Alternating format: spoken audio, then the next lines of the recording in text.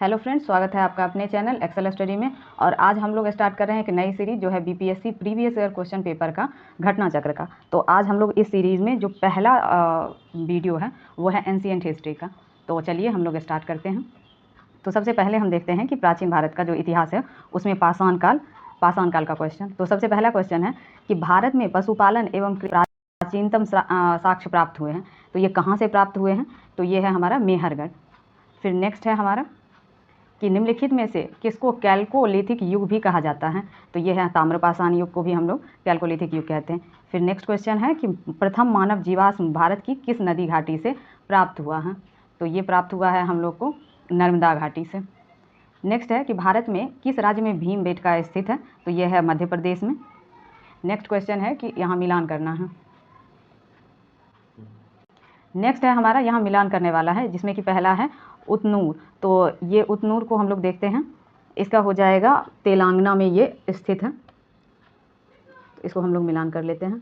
फिर है नेक्स्ट हमारा है चिरांद जो कि बिहार में है, तो ये इसका 4 हो जाएगा। फिर है गफराल, तो ये कश्मीर का साइट है। और चौथा है पयमपल्ली जो कि तमिलनाडु का है। तो इस तरीके से हम देखते हैं, इसका आंसर सी हो जाएगा। नेक्स्ट है हमारा, इसमें भी हम लोग को मिलान करना है। तो देखते हैं कि क्या है। पहला जो है हम लोग का है ये आहार जो है ये राजस्थान का बनास का है। फिर हमारा नेक्स्ट में जो है कायथा, ये कायथा है कालीसिंध यहाँ का साइट है। फिर देखते हैं हम लोग कि स्वालदा जो कि ताप्ती नदी के साइट पे बसा हुआ है। फिर और लास्ट जो है हमारा मालवा, वो हो जाएगा नर्मदा पे। तो ऐसे हमारा इसका आंसर क्या हो जाएगा? सी हो जाएगा। फिर है सैंधव सभ्यता एवं संस्कृति, इसका देखते हैं। तो इसका पहला क्वेश्चन है सिंधु सभ्यता निम्नलिखित में से किस युग में पड़ता है? तो ये है आद्य ऐतिहासिक काल। आद्य ऐतिहासिक काल से मतलब है कि जिसका अभी तक कोई भी लिपि जो है वो लिखित तो है लेकिन पढ़ा नहीं जा सका है। तो ऐसे कालखंड को हम लोग आद्य ऐतिहासिक काल में रखते हैं। नेक्स्ट है हमारा कि सिंधु घाटी सभ्यता की सबसे महत्वपूर्ण विशेषता क्या है? तो उसमें से ये सारी ही विशेषता है कि पक्की ईंट से बनी इमारत, फिर प्रथम असली मेहराब, फिर पूजा स्थल, कला और वास्तुकला। तो इसका आंसर ई हो जाएगा। नेक्स्ट है कि किस शहर को मिनी हड़प्पा के नाम से भी जाना जाता है? तो लोथल को मिनी हड़प्पा के नाम से भी जाना जाता है। और इसकी जो खुदाई की थी वो SR राव के द्वारा की गई थी। और इसका जो लोकेशन है वो गुजरात में है। नेक्स्ट है हमारा कि निम्नलिखित में कौन सा एक हड़प्पा का बंदरगाह है? तो ये है लोथल जो है ये हड़प्पा का बंदरगाह है, और जो कि अभी वर्तमान में गुजरात के अहमदाबाद जिले में भोगवा नदी के किनारे स्थित है। नेक्स्ट में हम देखेंगे कि निम्नलिखित में से कौन सा हड़प्पाकालीन स्थल गुजरात में है? तो यह है लोथल, और इसका एक्सप्लेनेशन ऑलरेडी मैं बोल चुकी हूँ। नेक्स्ट है हमारा निम्नलिखित में कौन सा जानवर सिंधु घाटी सभ्यता के लोगों को नहीं पता था? तो ये है घोड़ा के बारे में कोई ऐसा साक्ष्य नहीं मिला है। हालांकि इसके जो अस्थि पंजर मिले हैं उसका साक्ष्य मिला है, पर ऐसा कोई साक्ष्य नहीं मिला जिसके आधार पर यह कहा जा सके कि हाँ, सिंधु घाटी सभ्यता के लोग घोड़े से परिचित थे। नेक्स्ट है कि निम्न में से किस हड़प्पाकालीन स्थल से टेराकोटा का हल प्राप्त हुआ है? तो इसमें से हम लोग देखते हैं कि इसमें से 2 साइड से मिला है। एक जो है हमारा बनावली और कालीबंगा दोनों साइड से। तो इसका आंसर हम लोग ई हो जाएगा, क्योंकि यहाँ 2 साइड से मिला है। नेक्स्ट है हमारा कि निम्न में से किस हड़प्पन नगर में जुते हुए खेत के निशान मिले हैं? तो ये मिला है कालीबंगा। और कालीबंगा जो है वो हरियाणा के फतेहाबाद जिले में स्थित बनावली से पकी मिट्टी की बनी हुई हल्की प्रतिकीर्ति भी यहीं से मिली है। और नेक्स्ट जो है हमारा कि निम्नलिखित में से कौन सा हड़प्पा और मोहनजोदड़ो के उत्खनन से संबंधित नहीं थे? तो यह है VA स्मिथ। बाद बाकी जितने भी हैं जैसे RD बनर्जी, MS वत्स और KN दीक्षित, ये सभी इस साइट के उत्खनन से संबंधित हैं। नेक्स्ट में हम देखते हैं कि हड़प्पा में मिट्टी के बर्तनों पर सामान्यतः किस रंग का उपयोग हुआ है? तो यहाँ जो है सबसे ज़्यादा लाल रंग के मिट्टी के बर्तनों का साक्ष्य मिला है। तो इसका आंसर लाल रंग हो जाएगा। नेक्स्ट है हमारा कि IIT खड़गपुर के अध्ययन दल के रिपोर्ट के अनुसार लगातार कितने वर्षों की ना के बराबर वर्षा होना सिंधु घाटी सभ्यता के पतन का कारण रहा था? तो ये रहा है 900 वर्ष। फिर है कि अब इसका एक्सप्लेनेशन हम थोड़ा देख लें। इसमें है कि वर्ष 2018 में IIT खड़गपुर के एक अध्ययन दल द्वारा जारी रिपोर्ट के अनुसार लगातार 9 वर्षों तक पड़े सूखे के कारण सिंधु घाटी सभ्यता का पतन हो गया। और ध्यातव्य है कि ऑरेल स्टीन जैसे विद्वानों ने भी हड़प्पा सभ्यता के पतन हेतु जलवायु परिवर्तन को ही मुख्य कारण माना है। नेक्स्ट हमारा है वैदिक काल। तो इसका पहला क्वेश्चन है कि प्रारंभिक वैदिक काल के दौरान कौन सा शहर प्राचीन मगध साम्राज्य की राजधानी के रूप में कार्य करता था? तो यह है राजगृह। और राजगृह इसकी स्थापना जो है वो मगध के शासक उदयन के द्वारा की गई थी। और ये जो है सबसे प्राचीनतम पाटलिपुत्र की मगध की राजधानी है। नेक्स्ट है हमारा कि ऋग्वेद का कौन सा मंडल पूर्णतः सोम को समर्पित है, तो यह है ऋग्वेद का 9वां मंडल। और इसके 10वें मंडल में इसके कुल मंडलों की संख्या 10 है, जिसमें 114 सूक्त सोम को समर्पित किया गया है। और सोम के आर्यों का जो मुख्य पेय था उसे मुजवंत चोटी से प्राप्त किया गया था। और ऋग्वेद के 10वें मंडल में चारों वर्णों की उत्पत्ति का उल्लेख किया गया है। नेक्स्ट है कि ऋग्वेद संहिता का 9वां मंडल पूर्णतः किसको समर्पित है, तो ये सोम और इस पेय पर नामकृत देवता इसको समर्पित है। नेक्स्ट है कि गायत्री मंत्र किस पुस्तक में मिलता है, तो ये ऋग्वेद में गायत्री मंत्र का उल्लेख है। और ये ऋग्वेद के 3य मंडल में वर्णित है, जो कि सूर्य देवता को समर्पित है। नेक्स्ट है हमारा कि किस काल में अछूत की अवधारणा स्पष्ट रूप से उद्धृत हुई, तो ये है धर्मशास्त्र के समय में। नेक्स्ट है हमारा कि भारतीय उपमहाद्वीप में लोहे का प्रयोग कब से शुरू हुआ है, तो भारतीय उपमहाद्वीप में लोहे का जो प्रयोग शुरू हुआ है वो हुआ है 1600 से 1200 ईस्वी के लगभग में। हालांकि इसकी जो है निश्चित कोई तारीख नहीं है, लेकिन इसको उत्तर वैदिक पीरियड के टाइम में माना जाता है कि इसमें लोहे के धातु का स्पष्ट रूप से श्याम अयस्क के रूप में इसका वर्णन किया गया है। नेक्स्ट है हमारा कि वोंगजोई का महत्व तो इसलिए है कि वहाँ जो अभिलेख प्राप्त हुए हैं उसमें वैदिक देवी एवं देवताओं का वर्णन मिलता है। नेक्स्ट हम इसका अगला क्वेश्चन देखते हैं कि प्रसिद्ध 10 राजाओं का युद्ध किस नदी के तट पे लड़ा गया था, तो यह है पारुसनी नदी के किनारे। तो यहाँ पे है कि दसराग युद्ध या 10 राजाओं का युद्ध पारुसनी नदी या आधुनिक रावी नदी के तट पर लड़ा गया, जिसमें भरतों के राजा सुदास की विजय हुई थी। अब नेक्स्ट चैप्टर है बौद्ध धर्म। तो बौद्ध धर्म का गौतम बुद्ध का जन्म कहाँ हुआ था, तो ये हुआ था नेपाल के लुम्बिनी में।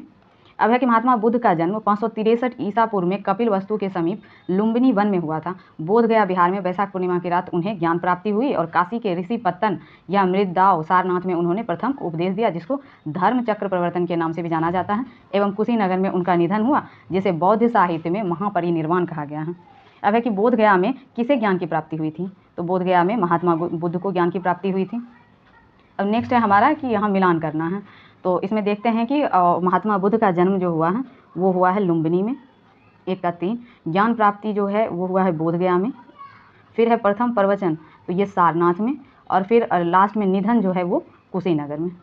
तो इस तरीके से हम देखते हैं, तो इसका आंसर सी हो जाएगा। नेक्स्ट है महात्मा बुद्ध ने अपना पहला धर्म चक्र प्रवर्तन किस स्थान पर दिया था, तो ये सारनाथ में। फिर है महात्मा बुद्ध ने अपना प्रथम उपदेश कहाँ दिया था, तो ये सारनाथ में। नेक्स्ट क्वेश्चन है अजातशत्रु के शासनकाल में प्रथम बौद्ध संगीति का आयोजन किस नगर में किया गया था, तो वो है राजगृह में। फिर नेक्स्ट है हमारा, नेक्स्ट देखते हैं कि प्रथम बौद्ध संगीति के अध्यक्ष कौन थे, तो ये महाकश्यप थे। फिर नेक्स्ट है कि प्रथम बौद्ध महासभा कहाँ आयोजित हुई थी, तो ये राजगृह में आयोजित हुई थी। फिर आगे है कि भगवान बुद्ध के महापरिनिर्वाण के बाद पहली बौद्ध संगीति हुई थी, तो ये राजगीर में हुई थी। कनिष्क के शासनकाल में बौद्ध सभा किस नगर में आयोजित की गई थी, तो ये कश्मीर के कुंडल वन में आयोजित की गई थी। आगे देखते हैं, इनमें से किस शासक ने चतुर्थ बौद्ध संगीति कश्मीर में आयोजित की, तो ये कनिष्क कुषाण के राजा थे, जिन्होंने कश्मीर के कुंडल वन में चतुर्थ बौद्ध संगीति का आयोजन करवाया था। इनमें से किस शासक ने चतुर्थ बौद्ध संगीति कश्मीर में आयोजित की, तो ये कनिष्क हैं। ये रिपीटेड क्वेश्चन है। अशोक के शासनकाल में बौद्ध सभा किस नगर में आयोजित की गई थी, तो ये पाटलिपुत्र में आयोजित की गई। और फिर सिंहली अनुश्रुतियों के अनुसार, दीपवंश और महावंश के अनुसार अशोक के राज्यकाल में पाटलिपुत्र में मोगलीपुत्र तीस की अध्यक्षता में तृतीय बौद्ध संगीति का आयोजन हुआ था। आगे देखते हैं, तृतीय बौद्ध सभा किस स्थान पर बुलाई गई थी, तो ये पाटलिपुत्र में बुलाई गई थी। आगे देखते हैं, महात्मा बुद्ध को महापरिनिर्वाण कहाँ हुआ था, तो ये कुशीनगर में। इसका एक्सप्लेनेशन देख लेते हैं। महात्मा बुद्ध ने अपना पहला उपदेश सारनाथ में दिया। उसके पश्चात वे बौद्ध धर्म के प्रचार के लिए कपिलवस्तु, राजगृह, वैशाली तथा कोसल राज्य गए। सबसे अधिक बौद्ध धर्म का प्रचार कोसल राज्य में हुआ। कोसल नरेश प्रसेनजीत ने भी अपने परिवार के साथ बुद्ध की शिष्यता ग्रहण की थी। अपना प्रचार करते हुए मल्लों की राजधानी पावा पहुंचे। यहाँ वे चुंद नामक लोहार की आम्र वाटिका में ठहरे। उसने बुद्ध को सूकर मद्दव खाने को दिया। इससे उन्हें रक्त अतिसार हो गया और भयानक पीड़ा उत्पन्न हुई। इस वेदना के बाद भी वे कुशीनारा या कसिया मल्ल गणराज की जो राजधानी थी वहां पहुंचे और यहीं 483 ईसा पूर्व में 80 वर्ष की अवस्था में उन्होंने शरीर त्याग दिया। बौद्ध ग्रंथों ने इसे महापरिनिर्वाण कहा है। तो नेक्स्ट क्वेश्चन देखते हैं, त्रिपिटक किसकी धार्मिक पुस्तक है, तो यह है बौद्ध की। अब इसका एक्सप्लेनेशन भी देख लेते हैं। ये त्रिपिटक जो है बौद्ध धर्म ग्रंथों में सर्वाधिक महत्वपूर्ण है। बुद्ध की मृत्यु के पश्चात उनकी शिक्षाओं को संकलित कर 3 भागों में बांटा गया और इन्हीं को त्रिपिटक कहा जाता है, जिसमें पहला जो है वो विनय पिटक है, जिसमें संघ संबंधी नियम तथा दैनिक जीवन संबंधी आचार विचार का संग्रह किया गया है। दूसरा जो है वो सूत पिटक है, जिसमें महात्मा बुद्ध के उपदेशों का संग्रह है। और तीसरा जो है अभिधम्म पिटक, जिसमें बौद्ध धर्म में दार्शनिक जो सिद्धांत है उसको संकलित किया गया है। नेक्स्ट है कि निम्नलिखित में कौन महायान बौद्ध धर्म और हीनयान बौद्ध धर्म के बीच मूलभूत अंतर का प्रतिनिधित्व करता है? तो ये है देवी देवताओं की मूर्ति पूजा करना। ये जो है ये दोनों में बेसिक डिफरेंस को बताता है। इसका एक्सप्लेनेशन भी देख लेते हैं। बौद्ध धर्म के हीनयान संप्रदाय को मानने वाले मूर्ति पूजक नहीं थे, जबकि महायान संप्रदाय में बुद्ध को देवता मानते हुए उनकी मूर्तियों की पूजा की जाने लगी और यह बौद्ध धर्म के दोनों संप्रदायों में मूलभूत अंतर का प्रतिनिधित्व करता है। नेक्स्ट है कि बौद्ध गया में बोधि वृक्ष अपने वंश की इस पीढ़ी का है। तो इसमें से इसका जो है क्वेश्चन का आंसर कॉन्ट्राडिक्ट है, क्योंकि कहीं पे ये 5वीं वंश का लिखा हुआ है और कहीं से 7वीं। तो इसका एक्सप्लेनेशन देख लेते हैं कि जो महात्मा बुद्ध को जो ज्ञान प्राप्ति हुई थी, तो उसमें महाबोधि मंदिर स्थित वर्तमान का जो बोधि वृक्ष है वह नहीं है, जिसके नीचे बैठकर महात्मा बुद्ध ने ज्ञान प्राप्त किया था। वेनसांग के अनुसार उस मूल वृक्ष को 7वीं शताब्दी में सम्राट शशांक ने नष्ट कर दिया था। इसके बाद इस स्थान पर 2 और वृक्ष रोपित हुए और नष्ट हुए। वर्तमान वृक्ष जिसे हम देख रहे हैं वह 5वीं पीढ़ी का वृक्ष है, जिसे अलेक्जेंडर कनिंघम ने लगाया था। यह वृक्ष पूरी तरह संरक्षित है और केवल इससे गिरी हुई पत्तियों को ही छूने एवं उठाने का अधिकार है। एक अन्य तथ्य के अनुसार यह वृक्ष क्रमशः 2 बार सम्राट अशोक, 1 बार पुष्यमित्र शुंग, 1 बार पूर्व वर्मा तथा अंत में कनिंघम द्वारा लगवाया गया। अतः यह 6ठी पीढ़ी का वृक्ष है। बिहार सरकार के पर्यटन विभाग की वेबसाइट में इसे 5वीं पीढ़ी का बताया गया है। तथ्यों में विवाद होने के कारण बिहार लोक सेवा आयोग ने इस प्रश्न को मूल्यांकन से बाहर कर दिया था। नेक्स्ट में अब हम देखेंगे कि चीनी यात्री सुंग युन ने भारत की कब यात्रा की थी? तो इन्होंने 515 से 520 ईस्वी के बीच भारत की यात्रा की थी। नेक्स्ट जो है हमारा है कि बोध गया में महाबोधि मंदिर बनाया गया, जहाँ गौतम बुद्ध को ज्ञान की प्राप्ति हुआ था, वहीं पे मंदिर बना हुआ है। आगे देखते हैं, गौतम बुद्ध को एक देवता का स्थान किस राजा के युग में प्राप्त हुआ? तो ये है कनिष्क। तो इसका एक्सप्लेनेशन देख लेते हैं। कनिष्क के शासनकाल में संपन्न चतुर्थ बौद्ध संगीति में बौद्ध धर्म हीनयान एवं महायान नामक 2 स्पष्ट एवं स्वतंत्र संप्रदायों में विभक्त हो गया। महायान शाखा में बुद्ध को देवता माना गया तथा उसकी पूजा की जाने लगी। इसी के साथ अनेक बोधिसत्वों की पूजा की भी करने की परंपरा जो है वो प्रारंभ हुई। नेक्स्ट क्वेश्चन है कि वे शिक्षक जिनसे बुद्ध ने महाभिनिष्क्रमण के बाद सबसे पहले ज्ञान प्राप्ति का प्रयास किया है, तो वो थे आलार कलाम एवं रुद्रक रामपुत्र। नेक्स्ट हम देखते हैं कि भारतीय कला में स्तूप, चैत्य और विहार का निर्माण निम्नलिखित में से किससे संबंधित है? तो ये बौद्ध धर्म से संबंधित है। आगे देखते हैं, निम्नलिखित में से कौन सी बात बौद्ध धर्म तथा जैन धर्म में समान नहीं है? तो यह है आत्मदमन। इसका एक्सप्लेनेशन देखते हैं कि तप या आत्मदमन और भोग की अति का परिहार एवं मध्यम मार्ग का अनुसरण केवल बौद्ध धर्म में किया गया, जैन धर्म में नहीं। जबकि वेदों की प्रामाणिकता के प्रति अनास्था, कर्मकांडों की फलवत्ता तथा प्राणियों की हिंसा का निषेध दोनों धर्म में किया गया था। अब नेक्स्ट है कि नालंदा विश्वविद्यालय ज्ञान का महान केंद्र था, तो यह है बौद्ध धर्म का। तो इसमें क्या है कि नालंदा विश्वविद्यालय बौद्ध धर्म या बौद्ध दर्शन के अध्ययन के लिए विश्व में प्रसिद्ध था। 5वीं शताब्दी के मध्य गुप्तों के समय में नालंदा विश्वविद्यालय अस्तित्व में आया। सर्वप्रथम कुमार गुप्त प्रथम ने नालंदा बौद्ध विहार को दान दिया तथा बाद में बुद्ध गुप्त तथा तथागत गुप्त तथा बालादित्य नामक गुप्त शासकों ने भी बिहार को दान दिया था। नेक्स्ट है कि बुद्ध की प्राचीनतम प्रतिमा शैली किस शैली में प्राप्त होती है? तो ये है 2 शैली हैं जो प्रमुख रूप से बौद्ध धर्म से संबंधित है। तो इसका एक्सप्लेनेशन देख लेते हैं कि कुषाण काल में ही गांधार एवं मथुरा कला शैली के तहत बुद्ध एवं बोधिसत्व की बहुसंख्यक मूर्तियों का, जो कि बैठी एवं खड़ी स्थिति में है, का निर्माण हुआ। VS अग्रवाल के अनुसार सर्वप्रथम मथुरा में ही बुद्ध प्रतिमा का निर्माण किया गया, जहां इसके लिए पर्याप्त आधार था। वेनसांग के विवरण के अनुसार बुद्ध की प्रतिमा कौशाम्बी में बनी थी, परंतु अनेक विद्वान महात्मा बुद्ध की प्रथम प्रतिमा का निर्माण का श्रेय जो है गांधार कला को देते हैं। अतः निश्चित तौर पर यह नहीं कहा जा सकता है कि बुद्ध की प्रथम प्रतिमा कहाँ बनी थी। नेक्स्ट है हमारा कि विश्व का सबसे ऊंचा कहा जाने वाला विश्व शांति स्तूप बिहार में कहाँ स्थित है? तो यह बिहार में राजगीर में स्थित है। विश्व का सबसे ऊंचा कहा जाने वाला जो विश्व शांति स्तूप है वो बिहार के राजगीर की पहाड़ी, जो कि 400 मीटर की ऊंचाई पर है, वहाँ स्थित है। आगे देखते हैं, बोध गया में महाबोधि मंदिर बनाया गया, जहाँ गौतम बुद्ध को ज्ञान प्राप्त हुआ था। आगे देखते हैं कि जैन धर्म, महावीर स्वामी का जन्म कहाँ हुआ था? तो महावीर स्वामी का जन्म जो है कुंडग्राम में हुआ था। इसका एक्सप्लेनेशन देख लेते हैं कि महावीर स्वामी का जन्म कुंडग्राम या कुंडलपुर में, जो कि वैशाली के निकट है, लगभग 599 ईसा पूर्व में हुआ था। उनकी माता त्रिशला वैशाली के लिच्छवी गणराज्य के प्रमुख चेटक की बहन थी तथा पिता सिद्धार्थ यात्रिक क्षत्रियों के संघ के प्रधान थे। उनके बड़े भाई नंदी वर्मन थे तथा कुछ एनसीईआरटी की कुछ पुस्तक में महावीर स्वामी का जन्म 540 ईसा पूर्व लिखा हुआ है। इसी आधार पर अनेक अन्य प्रकाशकों ने भी यही जन्मतिथि अपने पुस्तकों में अंकित कर दिया, जिससे भ्रम की स्थिति उत्पन्न हुई है। महावीर स्वामी की सही जन्मतिथि 599 ईसा पूर्व ही उचित है, क्योंकि महावीर स्वामी महात्मा बुद्ध के पहले के काल के हैं। महात्मा बुद्ध का जन्म 563 ईसा पूर्व है। एनसीईआरटी के नवीन संस्करणों में भी अब महावीर स्वामी का जन्म 599 ईसा पूर्व में प्रकाशित हो चुका है। आगे देखते हैं कि भगवान महावीर का प्रथम शिष्य था, तो ये थे जमाली, जो कि उनकी जो पुत्री थी उनके हस्बैंड थे। नेक्स्ट है हमारा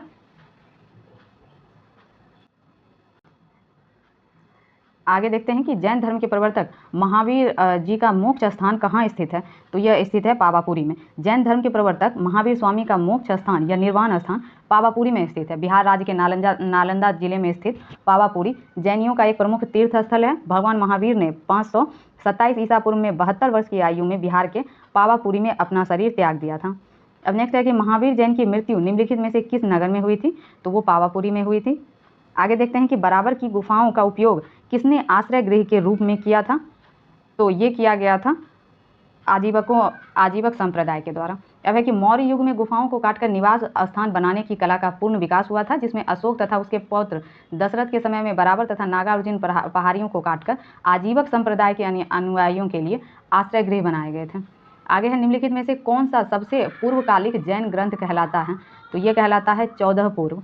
14 पूर्व प्राचीनतम जैन ग्रंथ है, जिसके अंतिम नंद राजा के समय में संभूत विजय तथा भद्रवाहु संघ के अध्यक्ष थे तथा यही महावीर द्वारा प्रदत्त 14 पूर्वों के विषय में जानने वाले अंतिम व्यक्ति थे। 12 अंग में जैन सिद्धांतों का संकलन प्रथम जैन सभा में किया गया था। आगे देखते हैं कि त्रिरत्न या 3 रत्न जैसे सटीक ज्ञान या फिर सच्ची आस्था और सटीक क्रिया निम्न में से किससे संबंधित है, तो ये संबंधित है जैन धर्म से। आगे देखते हैं कि निम्नलिखित में से कौन सी बात बौद्ध धर्म तथा जैन धर्म में समान नहीं है, तो वो है आत्मदमन की। गौतम बुद्ध ने मध्यम मार्ग का उपदेश दिया था और वे निर्वाण के लिए कठोर साधना तथा काया क्लेश में विश्वास नहीं करते थे। इसके विपरीत जो महावीर स्वामी थे, उन्होंने कैवल्य प्राप्ति के लिए घोर तपस्या तथा शरीर त्याग को आवश्यक बताया था। और आगे है कि आजीवक संप्रदाय के संस्थापक थे, तो ये थे मखली गोसाल। मखली गोसाल प्रारंभ में महावीर के शिष्य थे, किंतु बाद में मतभेद के चलते इन्होंने महावीर की शिष्यता त्याग कर आजीवक नामक स्वतंत्र संप्रदाय की स्थापना की। इनका मत नियतिवाद कहा जाता है, जिसके अनुसार संसार की प्रत्येक वस्तु भाग्य द्वारा पूर्व नियंत्रित एवं संचालित होती हैं। अब नेक्स्ट है कि पाटलिपुत्र में बुलाई गई प्रथम जैन संगीति के अध्यक्ष कौन थे, तो ये स्थूलभद्र थे। पाटलिपुत्र में प्रथम जैन संगीति या सभा का आयोजन 4th शताब्दी ईसा पूर्व में हुआ था, जिसके अध्यक्ष स्थूलभद्र थे। इस सभा में जैन धर्म के 12 अंगों का संकलन किया गया था। अब है निम्नलिखित राजाओं में से किनका जैन धर्म के प्रति भारी झुकाव था, तो वो हैं कलिंग नरेश खारवेल। अब है कलिंग का चेदी वंशीय शासक खारवेल प्राचीन भारतीय इतिहास के महानतम सम्राटों में से एक था। उड़ीसा प्रांत के भुवनेश्वर से 3 मील की दूरी पर स्थित उदयगिरी पहाड़ी की हाथी गुम्फा से उसका एक बिना तिथि का अभिलेख प्राप्त हुआ। यह अभिलेख खारवेल के इतिहास जानने का एकमात्र स्रोत है। इसका जैन धर्म के प्रति अधिक झुकाव था। हाथी गुम्फा अभिलेख जो कि प्राकृत भाषा में लिखा गया है। अब नेक्स्ट है कि वह स्थान जहाँ महावीर ने पूर्ण आध्यात्मिक ज्ञान या कैवल्य प्राप्त किया था, तो वो है जृंभिक गांव। महावीर स्वामी को 12 वर्षों की कठोर तपस्या तथा साधना के पश्चात कैवल्य की प्राप्ति हुई थी, फलतः वो कैवलीन कहलाए। अब आगे है शैव तथा भागवत धर्म। अब है भागवत संप्रदाय के विकास में किसकी देन अत्यधिक थी, तो यह है गुप्त की। भागवत अथवा वैष्णव धर्म का चरमोत्कर्ष गुप्त राजाओं के शासनकाल में हुआ है। गुप्त नरेश वैष्णव मतानुयायी थे तथा उन्होंने इसे अपना राजधर्म बनाया था। अधिकांश शासक परम भागवत की उपाधि धारण करते थे और विष्णु का वाहन गरुड़ गुप्तों का राज चिन्ह था। आगे है कि नाथपंथी सिद्धों और योगियों ने भक्ति धर्म को किस क्षेत्र में लोकप्रिय बनाया, तो यह है उत्तर भारत में। नाथपंथी सिद्धों और योगियों ने भक्ति धर्म को उत्तर भारत के क्षेत्र में लोकप्रिय बनाया था। इन्होंने साधना तर्क वितर्क का सहारा लेकर रूढ़िवादी धर्म के कर्मकांडों तथा अन्य बनावटी पहलुओं और तात्कालिक समाज व्यवस्था की आलोचना की थी। इन्होंने शरीर संसार का परित्याग करने का समर्थन किया। इनके विचार से निराकार परम सत्य का चिंतन मनन और उसके साथ एक हो जाने की अनुभूति ही मोक्ष का मार्ग है। इसके लिए उन्होंने योगासन प्राणायाम और चिंतन मनन जैसी क्रियाओं के माध्यम से मन एवं शरीर को कठोर प्रशिक्षण देने की आवश्यकता पर बल दिया था। अब नेक्स्ट है 6ठी शताब्दी ईसा पूर्व की राजनीतिक दशा। इसमें है कि पाटलिपुत्र के संस्थापक थे, तो इसके आंसर में कॉन्ट्राडिक्ट है, तो इसका एक्सप्लेनेशन देखते हैं। पाटलिपुत्र की स्थापना जो है अजातशत्रु ने गंगा और सोन नदी के संगम पर पाटलिपुत्र में एक किला बनाकर की थी। उदयन ने मगध साम्राज्य की राजधानी राजगृह से पाटलिपुत्र स्थानांतरण की थी, और बिहार लोक सेवा आयोग ने इसका उत्तर जो है ए को माना है, जो कि त्रुटिपूर्ण है। यहाँ पे बीपीएससी के द्वारा पाटलिपुत्र के संस्थापक हैं उसमें उदयन को माना गया है, हालांकि ये अजातशत्रु के द्वारा भी इसका निर्माण में योगदान रहा है। आगे है कि पाटलिपुत्र को किस शासक ने सर्वप्रथम अपनी राजधानी बनाया था, तो इसका भी सेम आंसर है कि इसमें जो है, तो इसका आंसर जो होगा, इनमें से कोई भी सही आंसर नहीं है, या तो उदयन होगा और नहीं तो अजातशत्रु होगा, तो दोनों में से इसमें कोई नहीं, इसीलिए इस पे स्टार लगा हुआ है। तो आगे देखते हैं, किस शासक ने अपनी राजधानी पाटलिपुत्र में स्थानांतरित की थी, तो ये उदयन के द्वारा किया गया था। आगे है कि निम्नलिखित में से किस राजा ने पाटलिपुत्र को बसाया था, तो वो बसाने का कार्य जो है वो अजातशत्रु का था। किस शासक द्वारा सर्वप्रथम पाटलिपुत्र का राजधानी के रूप में चयन किया गया था, तो ये उदयन के द्वारा। फिर है प्राचीन काल में गंगा के दक्षिण क्षेत्र को क्या कहा जाता था, तो ये है इसमें भी इसके एक्सप्लेनेशन को सही से नहीं दिया गया है, तो हम लोग इसको देख लेते हैं एक बार। कि पहला है कि प्राचीन काल में गंगा के दक्षिण का क्षेत्र मगध के नाम से जाना जाता था, और तक्षशिला सिंधु और झेलम के बीच में स्थित था। चोल जो है ये गोदावरी नदी के दक्षिण में स्थित था, और अनर्थ प्राचीन भारत में वैदिक कालीन एक साम्राज्य था। तो इसीलिए इसमें से कोई भी आंसर नहीं होगा, इसलिए इसका आंसर ई दिया हुआ है। आगे देखते हैं कि मगध साम्राज्य जो है प्रथम मगध साम्राज्य का उत्कर्ष किस शताब्दी में हुआ था, तो ये 6ठी शताब्दी ईसा पूर्व में हुआ था। आगे देखते हैं, तो आगे है मिलान करने वाला। तो सबसे पहले हम देखते हैं कि मल्ल, इसमें एक तो महाजनपद है और दूसरा जो है महाजनपद की राजधानी है। तो पहला इसमें मल्ल दिया हुआ है, तो मल्ल की जो राजधानी है वो कुशीनारा हो जाएगी, यानी कि ए का 4 हो जाएगा।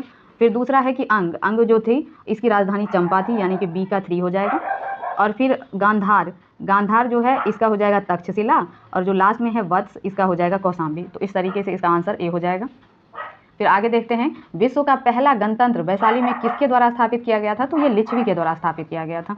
अब है कि वैशाली के लिच्छवियों ने विश्व का पहला गणतंत्र स्थापित किया था। वैशाली बुद्ध काल का सबसे बड़ा तथा शक्तिशाली गणराज्य था। लिच्छवी वज्जी संघ में सर्व प्रमुख थे।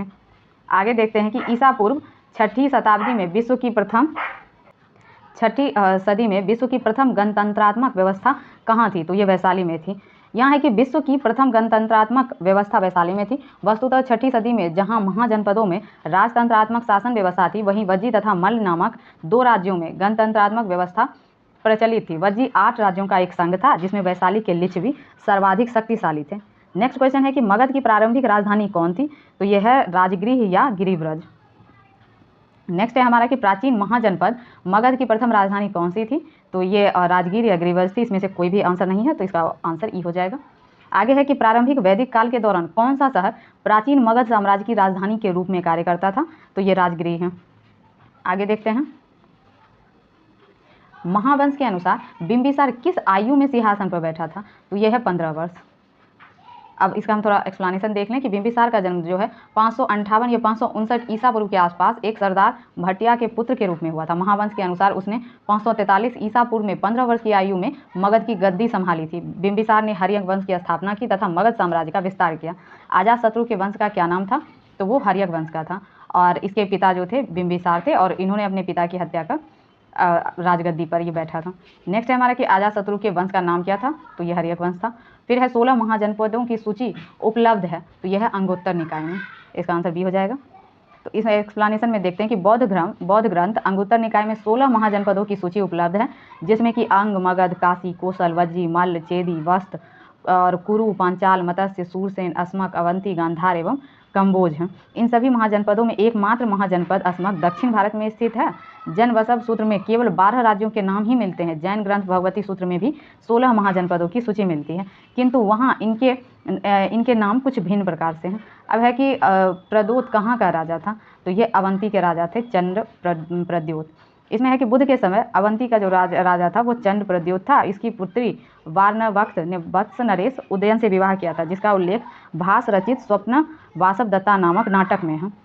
आधुनिक मालवा ही प्राचीन काल का अवंती था, जिसके 2 भाग थे। उत्तरी अवंती की राजधानी उज्जैनी तथा दक्षिणी अवंती की राजधानी माहिष्मती थी। मगध साम्राज्य बिंबिसार का चिकित्सक कौन था, तो यह है जीवक। मगध के शासक बिंबिसार का चिकित्सक जीवक था और बिंबिसार ने उसे अवंती नरेश चंद्रप्रद्योत के इलाज के लिए भी भेजा था। अब नेक्स्ट क्वेश्चन है कि मगध शासक बिंबिसार का चिकित्सक कौन था, तो ये जीवक था। और आगे है कि नंद वंश के पश्चात मगध पर किस राजवंश ने शासन किया था, तो ये है मौर्य वंश ने। मगध के नंद वंश की स्थापना जो है वो शिशुनाग वंश का अंत करके किया गया था। नंद वंश में कुल 9 राजा हुए थे और इस नंद वंश के अंतिम काल में जनता से बलपूर्वक धन वसूलने तथा छोटी छोटी वस्तुओं पर भारी कर लगाने के कारण जनता शासकों के विरुद्ध हो गई और चारों ओर घृणा और असंतोष का वातावरण व्याप्त हो गया। इसी का लाभ उठाकर चंद्रगुप्त मौर्य ने चाणक्य के सहयोग से धनानंद की हत्या कर नंद वंश का अंत किया और इस प्रकार नंद वंश के तत्काल पश्चात मगध पर मौर्य वंश का शासन स्थापित हुआ। इसके उपरांत में शुंग, कान्व, गुप्त आदियों ने शासन किया। नेक्स्ट में जो है कि कलिंग नरेश खारवेल का संबंध था, तो ये जो है ये महामेघ वंश नामक वंश से आते थे और इसको कहीं कहीं चेदी वंश का शासक भी कहा जाता है, तो इसीलिए इसमें दोनों जो है वो ऑप्शन में दिया गया है, तो इसका आंसर ई हो जाएगा। नेक्स्ट है कि राजा खारवेल का नाम जो है वो जुड़ा हुआ है हाथी गुम्फा अभिलेख के साथ। तो कलिंग का जो चेदी शासक खारवेल है वो प्राचीन भारतीय इतिहास के महानतम सम्राटों में से एक था और ये भुवनेश्वर में स्थित उदयगिरी पहाड़ी के हाथी गुम्फा से उसका एक बिना तिथि वाला अभिलेख प्राप्त हुआ है। इसमें खारवेल के बचपन, शिक्षा, राज्याभिषेक तथा राजा होने के बाद से 13 वर्षों तक के शासनकाल की घटनाओं का क्रमवार विवरण दिया हुआ है। आगे के क्वेश्चन देखते हैं कि अंग जनपद की राजधानी क्या थी, तो ये चंपा थी और अभी वर्तमान का जो भागलपुर तथा मुंगेर के जिले का महाजनपद के अंतर्गत ये था और इसकी राजधानी चंपा थी। महाभारत के पुराणों में चंपा का प्राचीन नाम मालिनी प्राप्त होता है और दीर्घ निकाय के अनुसार इस नगर निर्माण की योजना वास्तुकार महागोविंद ने बनाई थी। आगे देखते हैं बराबर पर्वत या श्रृंखला स्थित गोरखगिरी किसके द्वारा विजित की गई, तो यह खारवेल के द्वारा। आगे देखते हैं यूनानी आक्रमण। निम्नलिखित में से कौन सा राजा सिकंदर महान के समकालीन था, तो यह धनानंद। अब है महापद्मानंद के उत्तराधिकारियों की संख्या पुराणों तथा बौद्ध ग्रंथों में 8 मिलती है। इस वंश का अंतिम शासक धनानंद था जो सिकंदर का समकालीन था। उसे यूनानी लेखकों ने अग्रमीज कहा है। जेनोफोन ने उसे बहुत धनाढ़ व्यक्ति बताता है। भद्रसाल उसका सेनापति था। नेक्स्ट देखते हैं, नेक्स्ट क्वेश्चन देखते हैं कि वह स्रोत जिसमें पाटलिपुत्र के प्रशासन का वर्णन उपलब्ध है हमारा इंडिका में। आगे देखते हैं, नेक्स्ट क्वेश्चन है कि हून राजा तोरमान किस औलिकर राजा द्वारा पराजित किया गया था, तो यह है प्रकाश वर्मन के द्वारा। इसका एक्सप्लेनेशन देख लेते हैं। हून राजा जो तोरमान औलिकर राजा प्रकाश वर्धन द्वारा पराजित किया गया था। स्कंदगुप्त की मृत्यु के बाद हुनों ने गंगा घाटी पर पुनः आक्रमण किया। वह इस दूसरे हुन आक्रमण का नेता तोरमान था। मध्य भारत के एरन नामक स्थान से वाराह प्रतिमा पर खुदा हुआ उसका लेख मिला है। कौशाम्बी से तोरमान की 2 मुहरें मिली हैं। तोरमान ने अपने पुत्र मिहिरकुल को अपना उत्तराधिकारी नियुक्त किया था। आगे है अब मौर्य साम्राज्य। इसका पहला क्वेश्चन है कि सेंड्रोकोट्स ने चंद्रगुप्त मौर्य की पहचान किसने की थी, तो ये विलियम जोन्स के द्वारा किया गया था। इसमें है कि विलियम जोन्स पहले विद्वान थे जिन्होंने सेंड्रोकोट्स की पहचान मौर्य शासक चंद्रगुप्त मौर्य से की। एरियन तथा प्लूटार्क ने चंद्रगुप्त मौर्य को एंड्रोकोट्स के रूप में वर्णित किया है, जबकि जस्टिन ने सेंड्रोकोट्स को चंद्रगुप्त मौर्य और महान सिकंदर महान की भेंट का उल्लेख किया है। आगे देखते हैं कि भारत में सबसे पहले साम्राज्य की स्थापना किस शासक के द्वारा स्थापित की गई थी, तो वो चंद्रगुप्त मौर्य के द्वारा। इसमें है कि चंद्रगुप्त मौर्य की गणना भारत के महान शासकों में होती है। वह भारत का प्रथम ऐतिहासिक सम्राट था। वह ऐसा पहला सम्राट था जिसने बृहद भारत पर अपना शासन स्थापित किया और जिसका विस्तार ब्रिटिश भारतीय साम्राज्य से बड़ा था। उसके साम्राज्य की सीमा ईरान से मिलती थी। उसने ही भारत को सर्वप्रथम राजनीतिक रूप से एकबद्ध किया था। नेक्स्ट है कि निम्नलिखित में से किस मौर्य राजा ने दक्कन की विजय प्राप्त की थी, तो ये चंद्रगुप्त मौर्य के द्वारा किया गया था। मौर्य साम्राज्य के संस्थापक चंद्रगुप्त मौर्य ने दक्षिण भारत की विजय प्राप्त की थी और इसी संदर्भ में अशोक के अभिलेख में जैन एवं तमिल साक्ष्यों से जानकारी प्राप्त होती है। और दक्षिण भारत के अनेक स्थल में अशोक के अभिलेख भी प्राप्त हुए हैं, किंतु अशोक ने एकमात्र कलिंग विजय ही की थी। ऐसी स्थिति में दक्षिण में विजय का श्रेय हमें चंद्रगुप्त मौर्य को ही देना पड़ेगा, क्योंकि बिंदुसार की विजय अत्यंत संदिग्ध है एवं इतिहास में उसे एक विजेता के रूप में स्मरण नहीं किया जाता। जैन एवं तमिल साक्ष्य भी चंद्रगुप्त मौर्य की दक्षिण विजय की पुष्टि करते हैं। नेक्स्ट है कि जिसके ग्रंथ में चंद्रगुप्त मौर्य का विशिष्ट रूप से वर्णन हुआ है वह है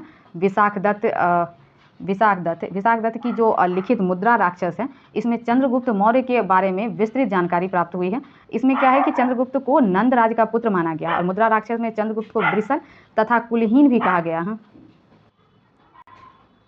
18वीं शताब्दी में धुंडीराज ने मुद्रा राक्षस पर टीका लिखी। मुद्रा राक्षस के अतिरिक्त विशाखदत्त के नाम से 2 अन्य रचनाओं का भी उल्लेख प्राप्त होता है। एक तो देवी चंद्रगुप्ता, दूसरा है अभिसारिका वंचितक या अभिसारिका बंदितक। नेक्स्ट है हमारा कि कौटिल्य की पुस्तक अर्थशास्त्र किस विषय पर आधारित है, तो ये हमारा है एक तो सॉरी ये शासन कला और सिद्धांत और अभ्यास से भी है, इसका संबंध आर्थिक संबंध से भी है, विदेश नीति से भी है और धन संचय से भी। तो इसका आंसर ई हो जाएगा। तो इसका देख लेते हैं एक्सप्लेनेशन क्या है। कौटिल्य या चाणक्य द्वारा मौर्य काल में रचित अर्थशास्त्र शासन के सिद्धांतों और अभ्यासों की पुस्तक है। इसमें राज्य के लिए मंडल सिद्धांत है जो विदेश नीति की व्याख्या करते हैं। इसके अलावा इसमें सप्तांश सिद्धांत, स्वामी, अमात्य, जनपद, दुर्ग, कोष, दंड एवं मित्र की व्याख्या मिलती है। अर्थशास्त्र में तत्कालीन प्रशासन एवं कृषि, शिल्प तथा व्यापार व्यवस्था की भी विस्तृत जानकारी प्राप्त होती है। नेक्स्ट है कि कौटिल्य के अर्थशास्त्र में किस पहलू पर प्रकाश डाला गया है। तो यह है राजनीतिक जीवन के बारे में इसमें प्रकाश डाला गया है। नेक्स्ट है कि मेगास्थनीज जो था वो दूत था सेल्यूकस निकेटर का, और मेगास्थनीज जो है सेल्यूकस निकेटर द्वारा चंद्रगुप्त मौर्य की राज्यसभा में भेजा गया यूनानी राजदूत था। इससे पूर्व वह अराकोसिया के क्षत्रप के राज दरबार में सेल्यूकस का राजदूत रह चुका था। मेगास्थनीज ने भारतीय समाज को कितनी श्रेणियों में विभाजित किया है। तो ये 7 श्रेणियों में विभाजित किया गया है। मेगास्थनीज ने अपनी पुस्तक इंडिका में भारतीय समाज को 7 श्रेणियों में विभाजित किया है, जिसमें से 7 में से दार्शनिक, कृषक, पशुपालक, शिल्पकार, योद्धा, निरीक्षक एवं मंत्री और उपदेशक ये सारे हैं। मेगास्थनीज भारतीय समाज में दास प्रथा के प्रचलित होने का उल्लेख नहीं करता है। मौर्य काल में कोई भी व्यक्ति ना तो अपनी जाति से बाहर विवाह कर सकता था और ना ही उससे भिन्न पेशा अपना सकता था। नेक्स्ट है अभिलेख जिससे यह प्रमाणित होता है कि चंद्रगुप्त का प्रभाव पश्चिम भारत पर था। तो वह है रुद्रदामन का जूनागढ़ अभिलेख। इसमें है कि रुद्रदामन के जूनागढ़ अभिलेख से यह ज्ञात होता है कि चंद्रगुप्त मौर्य के सौराष्ट्र स्थित प्रांतीय शासक पुष्यगुप्त ने वहां सुदर्शन झील बनवाई थी और बाद में अशोक के यूनानी गवर्नर तुस्याप ने इस जलाशय के साथ बहुत सी नहरें बनवाई। इस प्रांत को अनर्त तथा सुराष्ट्र कहा गया है। इससे पश्चिम भारत पर चंद्रगुप्त के आधिपत्य का भी प्रमाण मिलता है। नेक्स्ट है कि किस अभिलेख में कलिंग विजय का वर्णन है। तो इसमें जो है एक तो रुद्रदामन का जो है इसके भी है, इसमें भी कलिंग विजय का वर्णन और जूनागढ़ में भी है। तो इसका आंसर जो है वो ई हो जाएगा। तो अशोक की जो कलिंग विजय का उल्लेख है अशोक के 13वें बृहद शिलालेख से प्राप्त होती है। और हाथी गुम्फा अभिलेख जो है चेदी राजा खारवेल की आत्मकथा स्तुति है। यह गुफा भुवनेश्वर के पास उदयगिरी पहाड़ी पर स्थित है। नेक्स्ट है हमारा कि निम्न में से कौन सा क्षेत्र जो है अशोक के साम्राज्य में सम्मिलित नहीं था। तो यह है श्रीलंका। आगे देखते हैं। पाटलिपुत्र में स्थित चंद्रगुप्त का महल मुख्यतः बना हुआ था। तो ये लकड़ी का बना हुआ था और ये पटना के समीप बुलंदीबाग एवं कुम्हरार में की गई खुदाई से मौर्य काल के लकड़ी के विशाल भवन के अवशेष प्रकाश में आए हैं। इन्हें प्रकाश में लाने का जो श्रेय है स्पूनर महोदय को है। बुलंदीबाग से नगर के परकोटे के अवशेष तथा कुम्हरार से राजप्रसाद के अवशेष प्राप्त हुए हैं। नेक्स्ट है केवल वह स्तंभ जिसमें अशोक ने स्वयं को मगध का सम्राट बताया है। तो वह है ब्राबू स्तंभ। ब्राबू जो है इसमें अशोक ने स्वयं को मगध का सम्राट बताया है, जिसमें पियदसी लाजा मागधम संघम अभिवादयन्तु अहम अपावाधतम च। यह अभिलेख अशोक को बौद्ध धर्मावलंबी प्रमाणित करता है। नेक्स्ट है कि अशोक के धम्म का मूल संदेश क्या है। तो इसमें ये सारा ही हो जाएगा कि राजा के प्रति वफादारी, शांति और अहिंसा, धार्मिक सहनशीलता और बड़ों का सम्मान। तो इसका ऑप्शन ई आंसर हो जाएगा। इसमें है कि अशोक का धम्म या धर्म एक नैतिक संहिता थी। अशोक अपने दूसरे और 7वें अभिलेख के माध्यम से यह संदेश देता है कि अपासिन्वे बहु कयाने दया दाने सचे सोचे माधवे साधवे च। अर्थात कम पाप करना, कल्याण करना, दया दान करना, सत्य बोलना, पवित्रता से रहना और स्वभाव में मधुरता तथा साधुता बनाए रखना। इस प्रकार अशोक के धम्म के मूल संदेश में शांति और अहिंसा, बड़ों का सम्मान और धार्मिक सहनशीलता निहित है। अतः सही उत्तर विकल्प ई होगा। नेक्स्ट है कि अपने शिलालेख में अशोक सामान्यतः किस नाम से जाने जाते हैं। तो ये जाने जाते हैं प्रियदर्शी के नाम से। अशोक के अभिलेख में सर्वत्र उसे देवानाम प्रिय, देवानाम प्रियदर्शी या जिसका अर्थ है देवताओं का प्रिय अथवा देखने में सुंदर, जिसको देवानाम प्रियदर्शी के नाम से संबोधित किया गया है, तथा राजा आदि की उपाधि से संबोधित किया गया। पुराणों में उसे अशोक वर्धन कहा गया है। नेक्स्ट है कि अशोक के शिलालेख में प्रयुक्त जो भाषा है वो है प्राकृत। इसमें देखते हैं कि अशोक का इतिहास जो है हमें मुख्यतः उसके अभिलेखों से ही ज्ञात होता है। इसके अभिलेख का विभाजन 3 वर्गों में किया गया है, जिसमें शिलालेख है एक, दूसरा स्तंभलेख और तीसरा गुहालेख।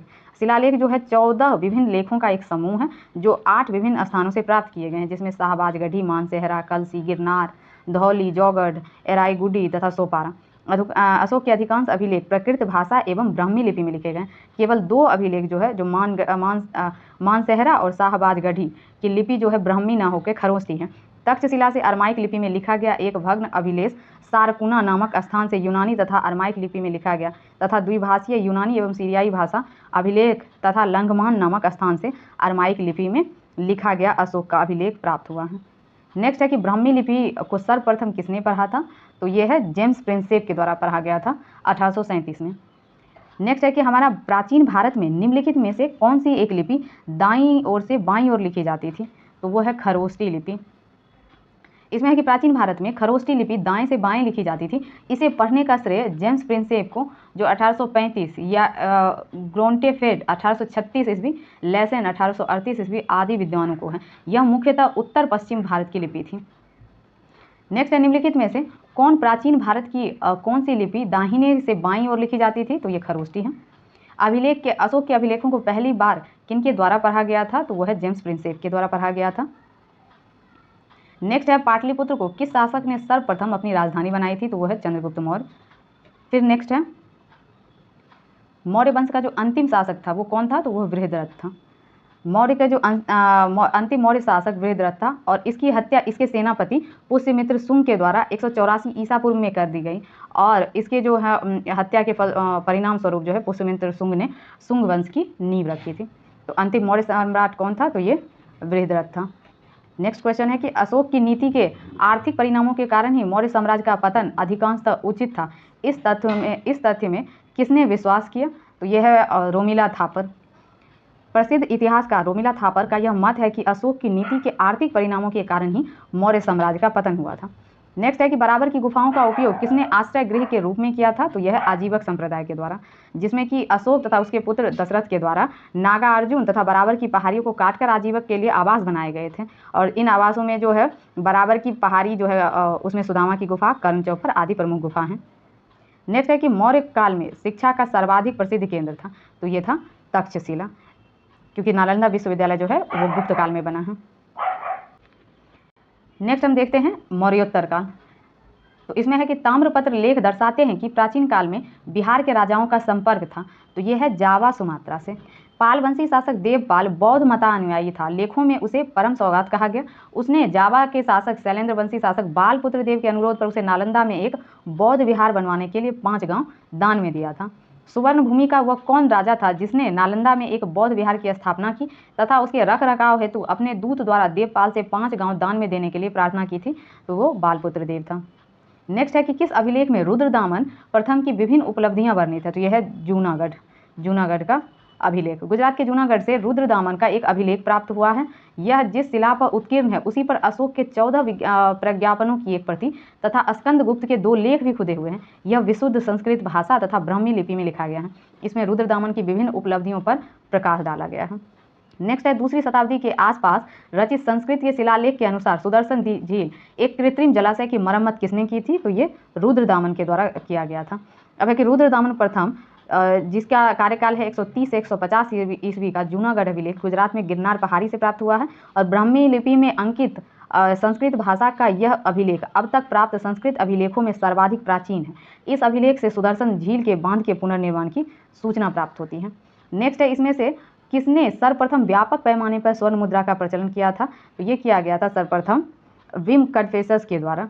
तो कुषाण शासकों द्वारा व्यापक पैमाने पर स्वर्ण मुद्राओं का प्रचलन प्रारंभ किया गया और भारतीय महाद्वीप में उनका सबसे महत्वपूर्ण योगदान था। कुषाण शासक विम कटफेसस ने स्वर्ण मुद्राओं के प्रचलन का भारत में इसका प्रचलन प्रारंभ किया था। नेक्स्ट है शुंग वंश के बाद किस वंश ने भारत पर राज किया, तो यह है कण्व वंश। शुंग वंश का अंतिम राजा देवभूति अपने अमात्य वसुदेव के षड्यंत्रों द्वारा मार डाला गया। वसुदेव ने जिस नवीन राजवंश की नींव रखी वह कण्व या कण्वायन नाम से जाना जाता है। शुंगों के बाद यह भी ब्राह्मण राजवंश था। अब नेक्स्ट है गुप्त एवं गुप्तोत्तर युग। तो इसमें पहला क्वेश्चन है कि किस गुप्त शासक ने अपने बड़े भाई की हत्या कर सत्ता प्राप्त की थी, तो यह है चंद्रगुप्त द्वितीय के द्वारा। समुद्रगुप्त के पश्चात उसका बेटा रामगुप्त शासक बना है, लेकिन शकों के आक्रमण का सक्षम विरोध न करने के कारण उसके भाई चंद्रगुप्त द्वितीय ने रामगुप्त की हत्या कर उसकी पत्नी ध्रुव देवी से विवाह कर लिया तथा शकों के विरुद्ध विजय प्राप्त की। नेक्स्ट क्वेश्चन है कि प्राचीन भारत का नेपोलियन किसे कहा जाता है, तो वह है समुद्रगुप्त। इतिहासकार विंसेंट स्मिथ ने अपनी रचना अर्ली हिस्ट्री ऑफ इंडिया में समुद्रगुप्त की वीरता एवं विजयों पर मुग्ध होकर उसे भारतीय नेपोलियन की संज्ञा दी है। समुद्रगुप्त की विजयों का वर्णन प्रयाग प्रशस्ति में मिलता है जिसके लेखक हरिसेन थे। नेक्स्ट है कि गुप्त सम्राट जिसने हुनों को पराजित किया था वो स्कंदगुप्त था। हुनों का पहला भारतीय आक्रमण गुप्त सम्राट स्कंदगुप्त के शासनकाल में 455 ईस्वी में हुआ तथा स्कंदगुप्त के हाथों वो बुरी तरह परास्त हुए। यूएस राय के अनुसार इस हुन आक्रमण का नेता खुशनेवाज था। यह आक्रमण एक धावा मात्र रहा तथा देश के ऊपर इसका कोई तात्कालिक प्रभाव नहीं पड़ा, किंतु परोक्ष रूप से इसने गुप्त साम्राज्य के पतन की गति को तेज कर दिया। स्कंदगुप्त की मृत्यु के बाद 5वीं शताब्दी के अंत तक 6ठी शताब्दी के प्रारंभ में उत्तर पश्चिम के कई क्षेत्रों पर हुनों ने कब्जा कर लिया। नेक्स्ट है नालंदा विश्वविद्यालय का संस्थापक कौन था? तो नालंदा विश्वविद्यालय के संस्थापक वो धर्मपाल थे, कुमारगुप्त थे। नेक्स्ट है इसमें कि नालंदा विश्वविद्यालय के स्थापना का युग है, तो ये गुप्त काल में बनाया गया था। नालंदा एक विख्यात बौद्ध पीठ एवं विश्वविद्यालय था और दक्षिणी बिहार के राजगीर के निकट स्थित था। इसके जो ध्वंस अवशेष हैं बरगांव ग्राम में दूर तक आज भी बिखरे पड़े हैं। 5वीं शताब्दी के मध्य गुप्तों के समय में नालंदा विश्वविद्यालय अस्तित्व में आया और सर्वप्रथम कुमारगुप्त प्रथम ने नालंदा बौद्ध विहार को दान दिया तथा बाद में बुद्धगुप्त तथा बालादित्य नामक गुप्त शासकों ने भी इस विहार को दान दिया। नेक्स्ट है कि नालंदा विश्वविद्यालय किसके लिए प्रसिद्ध था? तो यह बौद्ध धर्म दर्शन के लिए प्रसिद्ध था और जो उसी के अध्ययन के लिए जो है चीनी यात्री हुएनसांग यहाँ आया था। नेक्स्ट है कि नव नालंदा महाविहार किसके लिए विख्यात है? तो ये विख्यात है पाली अनुसंधान संस्थान के लिए। नव नालंदा महाविहार बौद्ध अध्ययन का आधुनिक केंद्र है। 20 नवंबर 1951 को इसकी आधारशिला रखी गई थी। इस केंद्र में बौद्ध एवं पाली अनुसंधान संस्थान है। यहाँ बड़ी संख्या में श्रीलंका, जापान, कोरिया, तिब्बत, भूटान आदि देशों से पाली एवं बौद्ध अध्ययन पर अनुसंधान हेतु विद्यार्थी आते हैं। नेक्स्ट क्वेश्चन है कि नालंदा विश्वविद्यालय के विनाश का कारण था? तो ये है मुस्लिम। नालंदा विश्वविद्यालय बख्तियार खिलजी के अधीन तुर्क मुस्लिम आक्रमणकारियों द्वारा नष्ट किया गया था। यह भारत में बौद्ध मत के पतन के लिए अंतिम प्रहार के रूप में देखा जाता है। अब पहला देखते हैं कि कथन ए क्या है। 12वीं शताब्दी के अंत तक नालंदा महाविहार का पतन हो गया। अब कारण में है कि महाविहार को राजकीय प्रश्रय मिलना बंद हो गया। तो ये दोनों ही कथन सही हैं, लेकिन कथन ए की सही व्याख्या कथन आर नहीं कर रहा है।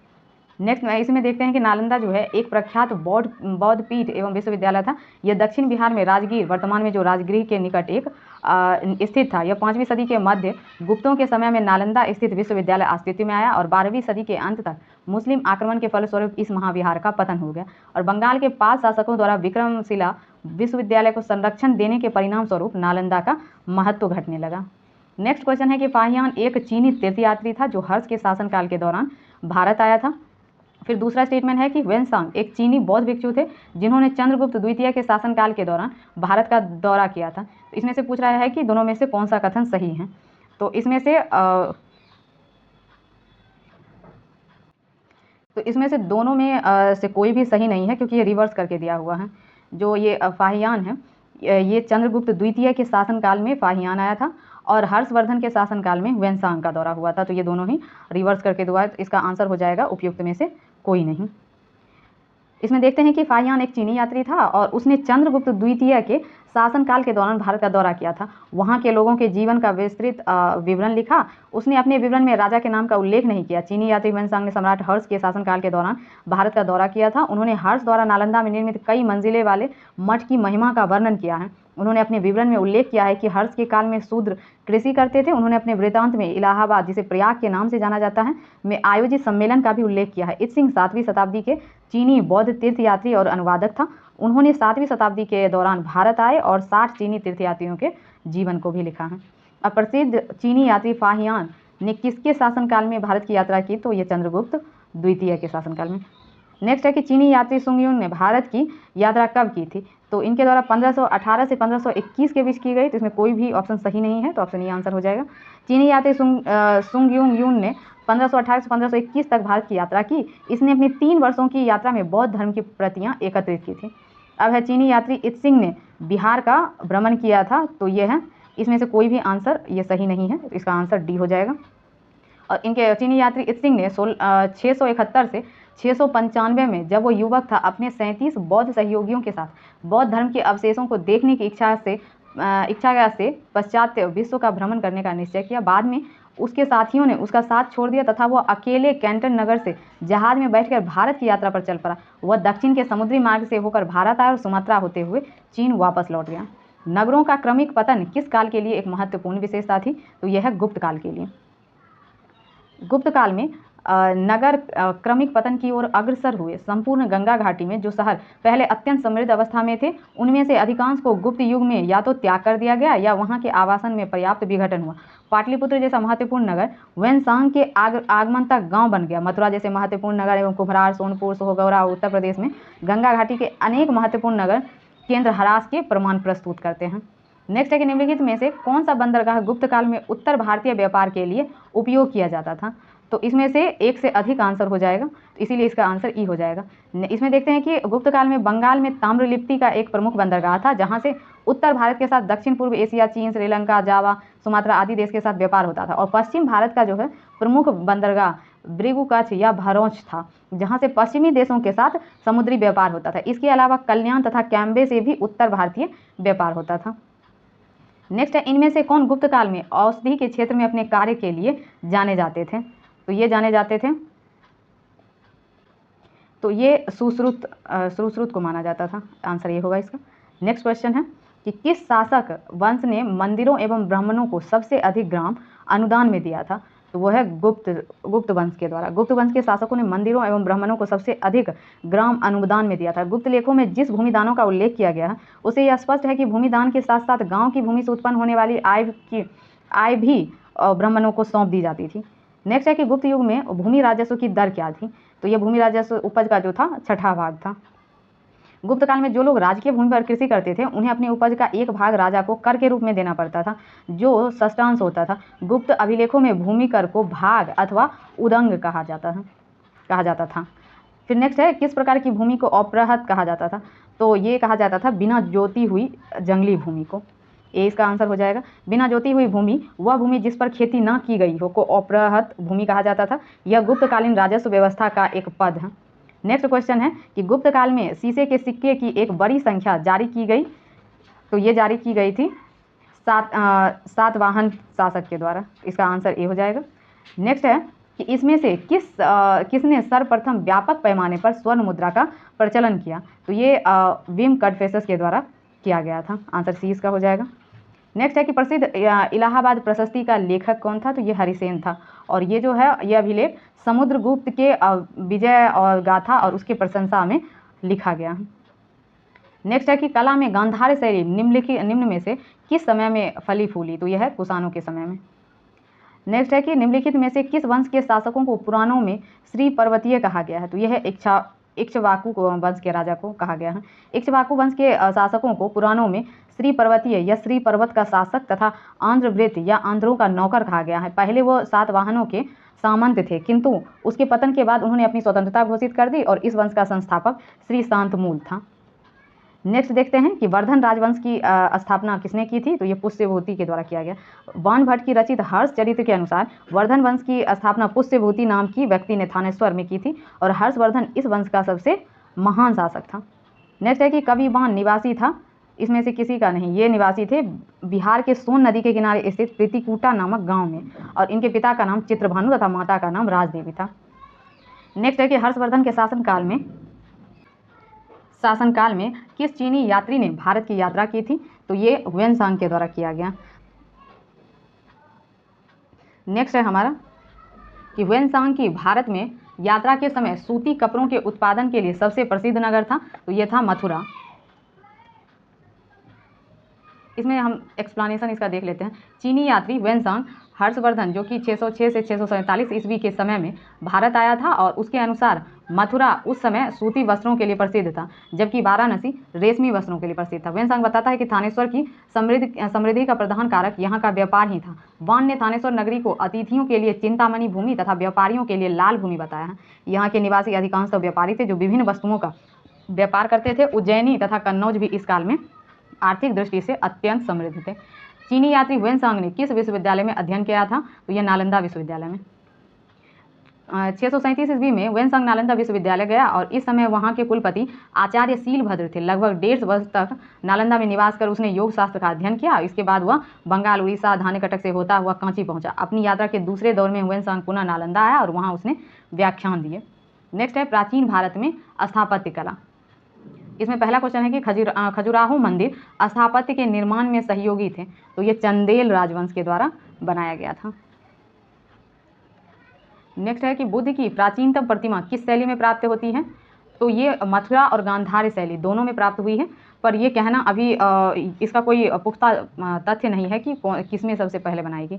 तो कुषाण काल में ही गांधार एवं मथुरा शैली के तहत बुद्ध एवं बोधिसत्वों की बहुसंख्यक मूर्ति का निर्माण हुआ। BS अग्रवाल के मतानुसार सर्वप्रथम मथुरा में मूर्ति का निर्माण पहले हुआ था और इसके लिए पर्याप्त आधार था। वेनसांग के विवरण के अनुसार बुद्ध की प्रथम प्रतिमा कौशाम्बी में बनी थी, परंतु अनेक विद्वान महात्मा बुद्ध की प्रथम प्रतिमा के निर्माण का श्रेय जो है गांधार कला को देते हैं। अतः निश्चित तौर पर यह नहीं कहा जा सकता है कि बुद्ध की प्रथम प्रतिमा किस शैली में बनी थी। नेक्स्ट है कि कला में गांधार्य निम्न समय में फली फूली, तो वह है कुषाणों के समय में। नेक्स्ट है हमारा कि झांसी के पास देवगढ़ का मंदिर और इलाहाबाद के पास गढ़वा मंदिर में बनी मूर्तियां किस कला के महत्वपूर्ण अवशेष हैं? तो यह है गुप्त कला के। नेक्स्ट है हमारा बोधिसत्व जो है पद्मपानी की पेंटिंग स्थित है, तो ये कहाँ स्थित है? तो अजंता में। बोधिसत्व पद्मपानी की पेंटिंग अजंता में स्थित है। ध्यातव्य है कि यह असाधारण भित्ति चित्र प्रारंभिक मध्ययुगीन भारत का है, जो अजंता के नमूने अजंता के चट्टाने को काटकर बनाया गया तथा बौद्ध मठ के आंतरिक भाग में संरक्षित है। यह राजसी और दैवीय स्थिति दोनों के संकेतक के रूप में पहने जाने वाले विस्तृत मुकुटों का सबसे पहला दृश्य प्रमाण प्रदान करता है। निम्नलिखित अभिलेखों में से किसमें विधवा दहन का उदाहरण उल्लेखित है? तो यह है भानुगुप्त का ऐरन स्तंभ अभिलेख। भानुगुप्त के ऐरन अभिलेख में विधवा दहन अथवा सती का उदाहरण मिलता है। इस अभिलेख में किसी भोजराज नामक सेनापति की मृत्यु पर उसकी पत्नी के सती होने का उल्लेख है। यह अभिलेख 510 ईस्वी का है और ऐरन जो है मध्य प्रदेश के सागर जिले में विदिशा के निकट बेतवा नदी के किनारे पर स्थित है। नेक्स्ट क्वेश्चन है कि खजुराहो मंदिर स्थापत्य के निर्माण में सहयोगी थे, तो यह है चंदेल शासक के द्वारा। खजुराहो के चंदेल राजाओं के समय में 950 से 1050 ईस्वी के बीच बनाए गए। यहाँ के मंदिरों में कंदरिया महादेव का मंदिर सर्वोत्तम है। खजुराहो मध्य प्रदेश के छतरपुर जिले में स्थित है। बराबदूर विश्व में सबसे अद्भुत स्तूप है और इसकी मूर्ति और मूर्ति कला किसका शानदार उदाहरण है? तो यह है भारत और जावा कला का। बराबदूर या बोरोबुदूर स्तूप इंडोनेशिया के जावा द्वीप में स्थित है। इसकी मूर्ति और मूर्ति कला भारत और जावा कला का उदाहरण है। इस स्तूप का निर्माण जो है 8 से 9वीं शताब्दी में हुआ था। नेक्स्ट है कि चीनी स्रोत के अनुसार श्रीलंका के शासक मेघवर्मन ने गया में बौद्ध मंदिर बनवाने की अनुमति के लिए निम्नलिखित में से किस गुप्त राजा के पास एक मिशनरी भेजा था? तो यह है समुद्रगुप्त के पास। मेघवर्मन ने गया में एक बौद्ध मंदिर बनाने की अनुमति के लिए समुद्रगुप्त के पास एक मिशनरी भेजा। समुद्रगुप्त ने सीलोन के बौद्ध राजा मेघवर्मन को बोधगया में एक मठ बनवाने की अनुमति प्रदान की थी। अब नेक्स्ट है कि दक्षिण भारत में चोल, चालुक्य, पल्लव एवं संगम युग। इसमें पहला क्वेश्चन है कि चोल वंश का संस्थापक कौन था? तो यह है विजयालय। चोल साम्राज्य की स्थापना का श्रेय जो है विजयालय को दिया जाता है, जो प्रारंभ में पल्लवों का एक सामंती राजा था। उसने 850 ईस्वी में तंजौर को अपने अधिकार में कर लिया और तंजौर के शैव मंदिर राजराजेश्वर या बृहदेश्वर मंदिर का निर्माण राजा प्रथम के काल में हुआ था। नेक्स्ट है कि चोल काल किसके लिए प्रसिद्ध था? तो ये प्रसिद्ध था अपनी ग्राम पंचायत के लिए। इसमें देखते हैं कि चोल शासन की सबसे उल्लेखनीय जो विशेषता थी वो स्वायत्त शासी ग्रामीण संस्थाओं के संचालन में परिलक्षित होती थी। ग्राम पंचायत चोल काल में प्रसिद्ध था और उत्तर मेरूर से प्राप्त अभिलेख में ग्राम सभा के कार्यों का वर्णन प्राप्त होता है। निम्नलिखित में से नेक्स्ट है कौन सा मध्यकालीन भारतीय साम्राज्य व्यापक स्तर पर स्थानीय स्वशासन के लिए प्रसिद्ध था? तो ये चोल था। नेक्स्ट है कि कैलाशनाथ मंदिर किस वंश ने और किस राज्य में बनाया गया है? तो यह है पल्लव, तमिलनाडु में। नेक्स्ट है हमारा निम्नलिखित में से कौन सा मंदिर कांचीपुरम में स्थित है? तो यह है एकाम्बरेश्वर राय मंदिर। अब ये मंदिर जो है कांचीपुर में स्थित है। यह मंदिर देवाधिदेव महादेव को समर्पित है। इस मंदिर का निर्माण पल्लवों द्वारा करवाया गया। उल्लेखनीय है कि यह मंदिर हजारों साल पुराना है, जिसकी वर्तमान संरचना का पुनर्निर्माण 600 ईस्वी में पल्लवों द्वारा किया गया था। नेक्स्ट क्वेश्चन है कि तंजावुर में बृहदेश्वर मंदिर का निर्माण किस राजा के द्वारा करवाया गया? तो ये राज प्रथम के द्वारा करवाया गया और इस मंदिर का दूसरा नाम राजराजेश्वर मंदिर भी है। नेक्स्ट में हम इसका देख लेते हैं एक्सप्लेनेशन क्या है कि बृहदेश्वर मंदिर जो है तमिलनाडु के तंजौर जिले में स्थित एक हिंदू मंदिर है, जो 11वीं सदी के आरंभ में बनाया गया था और मंदिर का निर्माण 1003 से 1010 ईस्वी के बीच चोल शासक राजराज प्रथम चोल ने करवाया था। इसके नाम पर इसे राजराजेश्वर मंदिर भी कहा जाता है और इसका मंदिर का जो निर्माण शैली है वो द्रविड़ शैली है। नेक्स्ट है निम्नलिखित राजवंशों में किसका उल्लेख जो है संगम साहित्य में नहीं हुआ है? तो ये कदम राजवंश का उल्लेख नहीं है, जबकि इसके अलावा चेर, चोल, पांड्य राजों का उद्भव और विकास का जो है विवरण इसमें दिया हुआ है। नेक्स्ट है कि संगम युग में उरैयूर किसके लिए प्रसिद्ध था? तो ये प्रसिद्ध था कपास के व्यापार का महत्वपूर्ण केंद्र के रूप में। अब यह है कि तमिलनाडु के तिरुचिरापल्ली में अवस्थित कावेरी नदी के तट पर उरैयूर संगम कालीन चोलों की राजधानी थी। यह कारी एवं वारानम नामों से भी प्रसिद्ध था। संगम युग में जो उरैयूर कपास तथा सूती वस्त्रों का एक बहुत बड़ा केंद्र माना जाता था। दक्षिण भारत के मंदिरों के आकर्षण द्वार क्या कहलाते थे? तो ये गोपुरम कहलाते थे। नेक्स्ट क्वेश्चन है, रोमन साम्राज्य से व्यापारिक संबंध किसने स्थापित किया? तो यह है चेरों के द्वारा स्थापित किया गया था। रोम साम्राज्य के साथ भारत के व्यापार का आरंभ संगम काल में चेर राज्य के साथ प्रारंभ हुआ। अरिक मेरू से कई रोमन वस्तुएं भी प्राप्त हुई हैं। अब फारसी यात्री अब्दुल रज्जाक भारत में किस राजा के शासनकाल में आया था? तो ये देवराय द्वितीय के शासनकाल में आया था। फारसी राजदूत अब्दुल रज्जाक संगम वंश के सबसे प्रतापी शासक देवराय सेकेंड के शासनकाल में विजयनगर आया था। उसने अपने यात्रा वृतांत मतला उल सदाइन व या फिर मज्म उल बहरीन में देवराय सेकेंड के शासनकाल का वर्णन किया है। नेक्स्ट देखते हैं, प्राचीन साहित्य एवं साहित्यकार। तो निम्न में से किस भारतीय दर्शन ने परमाणु सिद्धांत का प्रतिपादन किया? तो यह है वैशेषिक के द्वारा। वैशेषिक दर्शन के अनुसार सृष्टि का निर्माण परमाणुओं से हुआ है और महर्षि कणाद इस दर्शन के प्रवर्तक थे। नेक्स्ट है कि ब्राह्मी लिपि को सर्वप्रथम किसने पढ़ा था? तो ये जेम्स प्रिंसेप के द्वारा पढ़ा गया था। और सबसे पहले 1837 ईस्वी में जेम्स प्रिंसेप नामक अंग्रेज विद्वान ने अशोक के लेखों को पढ़ा था, किंतु उन्होंने लेखों के देवानाम प्रिय की पहचान सिंहल के राजा तिस्य से कर डाली। कालांतर में यह तथ्य प्रकाश में आया कि सिंहली अनुश्रुतियों दीपवंश तथा महावंश में यह उपाधि अशोक के लिए प्रयुक्त की गई थी। अंततः यह वर्ष 1915 में मास्की कर्नाटक से प्राप्त लेख में अशोक नाम भी पढ़ लिया गया। ब्राह्मी लिपि को सर्वप्रथम किसने पढ़ा था? तो ये जेम्स प्रिंसेप के द्वारा पढ़ा गया। नेक्स्ट है, कालिदास के कुमार संभवम में किस पौराणिक चरित्र के जन्म की कहानी है? तो ये कार्तिकेय के जन्म की कहानी है। नेक्स्ट है, मुद्रा राक्षस के लेखक निम्नलिखित में से कौन है? तो ये विशाख दत्त के द्वारा रचित पुस्तक है, जिसमें कि चंद्रगुप्त मौर्य के जीवन पर प्रकाश डाला गया है।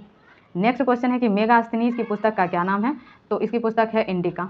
और इसके पुस्तक में चंद्रगुप्त मौर्य के विषय में सूचना दी गई है और इतना ही काफ़ी है। नेक्स्ट है कि इंडिका का लेखक कौन है? तो यह है मेगास्थनीज। अब नेक्स्ट है हमारा कि मिलान करने वाला। एक तरफ पुस्तक है और उसके लेखकों से हमें मिलान करना है। तो पहला है कि बृहद संहिता जो है वो वराह मिहिर की पुस्तक है, सही से मिला। और नेक्स्ट में जो है मुसिका मनसा, ये है अतुला की पुस्तक है। फिर राजतरंगिनी कल्हन के द्वारा। और विक्रमांक देवचरित ये बिल्हन की पुस्तक है। तो इसके अनुसार हमारा ये आंसर डी हो जाएगा। नेक्स्ट है हमारा कि इसमें भी मिलान करना है लेखक और उसके पुस्तक का। तो कौटिल्य की जो रचित है रचना वो अर्थशास्त्र है। पाणिनि के द्वारा अष्टाध्यायी लिखा गया है और कामंदक का नीतिसार और कालिदास का कुमार संभवा। तो इस तरीके से इसका आंसर ये सही हो जाएगा। नेक्स्ट है हमारा कि कल्हन की पुस्तक का क्या नाम है? तो ये राजतरंगिनी है। और इसमें कश्मीर के इतिहास के बारे में हमें सर्वप्रथम इसी से पता चला है। नेक्स्ट है हमारा, इसमें भी सेम क्वेश्चन है कि कल्हन की पुस्तक का नाम क्या है? तो ये राजतरंगिनी है। आगे देखते हैं कि ओदंतपुरी शिक्षा केंद्र निम्न में से किस राज्य में स्थित था? तो ये ओदंतपुरी बिहार राज्य में स्थित था। इसका आंसर बी हो जाएगा। नेक्स्ट है हमारा कि किस काल में अछूत की अवधारणा स्पष्ट रूप से उद्धृत हुई थी? तो यह है धर्मशास्त्र के समय में। धर्मशास्त्र के समय में 4 वर्ण ब्राह्मण, क्षत्रिय, वैश्य एवं शूद्र के अतिरिक्त समाज में अन्य अनेक जातियों तथा अम्बस्त्र, उग्र, निषाद, मागध, वैदेहक, रथकार आदि का आविर्भाव अनुलोम एवं प्रतिलोम विवाह के फलस्वरूप हुआ। पाणिनि ने 2 प्रकार के शूद्रों का वर्णन किया है, एक है निर्वर्षित, एक है अनिर्वर्षित। इसमें से पहले प्रकार के शूद्र ही अस्पृश्य माने जाते थे। नेक्स्ट है कि कौटिल्य की जो पुस्तक है अर्थशास्त्र किस विषय पर आधारित थी? तो ये सारे ही विषय पे हो जाएगा, आर्थिक संबंध, शासनकाल के सिद्धांत और विदेश नीति, धन संचय इत्यादि। तो इसका आंसर ई हो जाएगा। अब इसमें दिया हुआ है कि कौटिल्य जो है चाणक्य के द्वारा मौर्य काल में रचित अर्थशास्त्र शासन के सिद्धांतों और अभ्यास की पुस्तक है। इसमें राज्य के लिए मंडल सिद्धांत हैं जो विदेश नीति की व्याख्या करते हैं। इसके अलावा इसमें सप्तांग राजा, अमात्य, जनपद, दुर्ग, कोष, दंड एवं मित्र की सर्वप्रथम व्याख्या मिलती है। अर्थशास्त्र में तत्कालीन प्रशासन एवं कृषि, शिल्प एवं व्यापार व्यवस्था की भी विस्तृत चर्चा की जानकारी प्राप्त होती है। नेक्स्ट है कि कौटिल्य के अर्थशास्त्र में किस पहलू पर प्रकाश डाला गया है?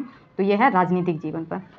आगे देखते हैं, कौटिल्य के अर्थशास्त्र द्वारा चंद्रगुप्त मौर्य के शासनकाल की बहुत सी बातों का ज्ञान प्राप्त होता है। यह वस्तुतः ऐतिहासिक ग्रंथ नहीं है, अपितु राजनीति शास्त्र का एक द्वितीय ग्रंथ है और इसकी तुलना जो है मैकियावेली के प्रिंस से की जाती है।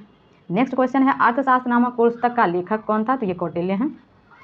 फिर नेक्स्ट क्वेश्चन है कि बिहार के प्राचीन और मध्यकालीन युग के राजाओं और उसके द्वारा लिखी गई रचनाओं का सही मिलान किस युग में किया गया है? तो पहला जो है कृष्णदेव राय के द्वारा जो लिखा गया है, ये बुक नहीं है, ये इनके द्वारा आमुक्त मालदय लिखा गया है। नेक्स्ट जो हमारा है महेंद्र वर्मन महेंद्र वर्मन के द्वारा जो लिखा गया बुक है वो है मत विलास प्रहसन, तो ये सही है। तो इसका आंसर जो है ये, जबकि भोजदेव जो है, भोजदेव के द्वारा जो लिखा गया है वो समरांग गणसूत्रधार लिखा गया है, तो ये भी सही नहीं है। फिर है सोमेश्वर, सोमेश्वर द्वारा मानव सल्लास लिखा गया है, जो कि यहाँ पे रिवर्स किया गया है। इसका सही आंसर बी हो जाएगा। नेक्स्ट है कि पेरिप्लस ऑफ द एरिथ्रियन सी किसने लिखा है? तो ये बुक जो है इसके अज्ञात लेखक के द्वारा लिखा गया है, इसमें किसी का नाम नहीं लिखा गया है। आगे देखते हैं, इनमें से किसने पहली बार यह व्याख्या दी थी कि पृथ्वी अपनी धुरी पर घूमने के कारण प्रतिदिन सूर्यास्त एवं सूर्योदय होता है? तो ये आर्यभट्ट के द्वारा दिया गया था। तो आर्यभट्ट प्रथम व्यक्ति थे जिन्होंने यह व्याख्या की थी कि पृथ्वी के अपने धुरी पर घूमने के कारण ही प्रतिदिन सूर्योदय एवं सूर्यास्त होता है। इनमें से कौन गुप्त काल में औषधि के क्षेत्र में अपने कार्य के लिए जाने जाते हैं? तो इसमें से सुश्रुत भी हैं और फिर शूद्रक को भी माना जाता है। तो सुश्रुत को देखते हैं, तो इनको शल्य क्रिया का जनक कहा जाता है और ये काशी के रहने वाले थे। इनका काल 600 ईसा पूर्व माना जाता है। सौनक जो है ऋग्वेदकालीन ऋषि थे। शूद्रक जो है गुप्तकालीन नाटककार, और सौमिला जो है गुप्तकालीन नाटककार हैं जिन्हें कालिदास ने भास और कविपुत्र के साथ याद किया जाता है। तो इसका आंसर ई हो जाएगा। आगे देखते हैं, कविवान जो है वो निवासी थे पाटलिपुत्र के। कवि वानभट्ट हर्षवर्धन के दरबारी कवि थे और ये पाटलिपुत्र क्षेत्र के निवासी थे, और हर्षचरित, कादम्बरी और चंडी शतक इनकी प्रमुख रचनाएं हैं। नेक्स्ट क्वेश्चन है, पृथ्वीराज रासो के लेखक हैं? तो ये चंद्रवरदाई के द्वारा लिखा गया है। नेक्स्ट क्वेश्चन है, पृथ्वीराज रासो नामक पुस्तक किसने लिखी है? तो ये चंद्रवरदाई के द्वारा लिखा गया है। नेक्स्ट है, स्वप्न वासव दत्ता के लेखक जो हैं वो भास हैं, ये भास के द्वारा रचा गया है।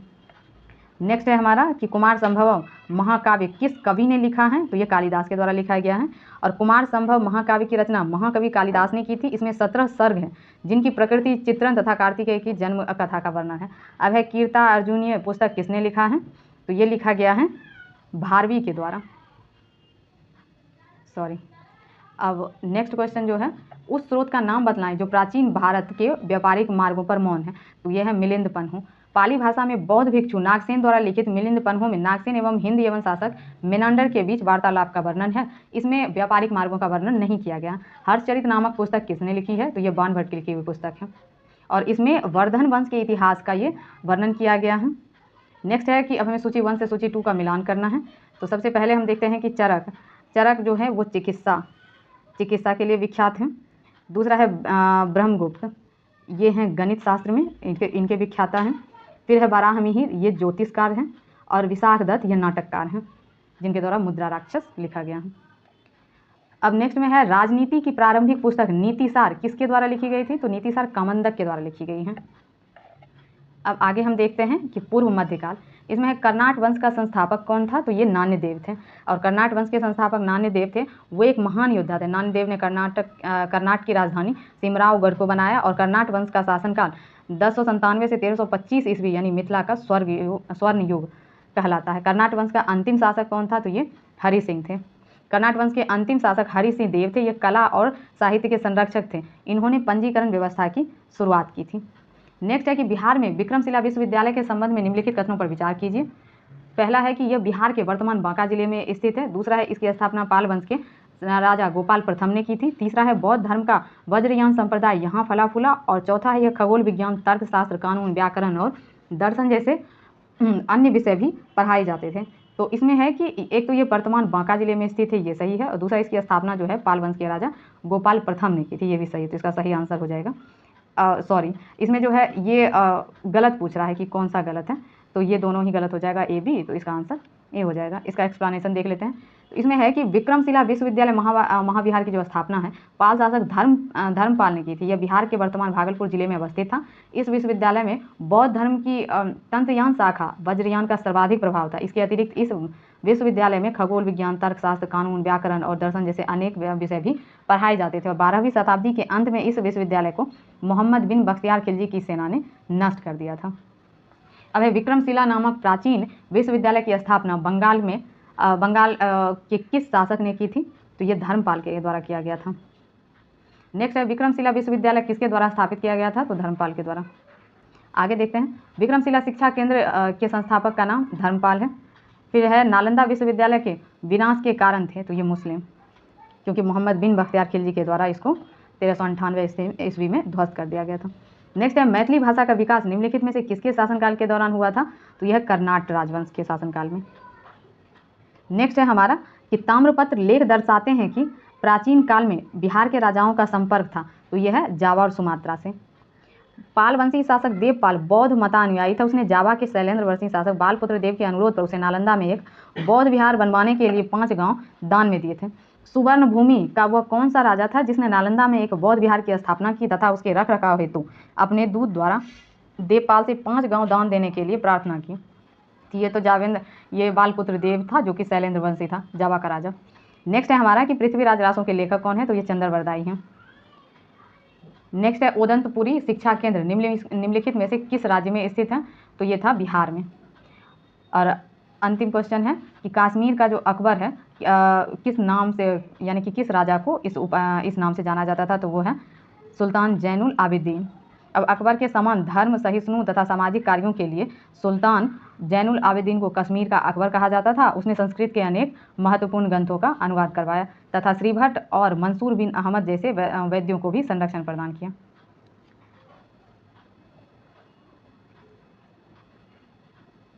तो ये रहा हमारा पूरा एंशिएंट का, और फिर आगे जो है इसका हम लोग मिडेवल और मॉडर्न हिस्ट्री का भी हम लोग इसका डालेंगे। तो बस हम लोग नेक्स्ट सीरीज़ में फिर मिलते हैं, तब तक के लिए बाय, और ऐसे ही हमारे चैनल को प्यार देते रहें।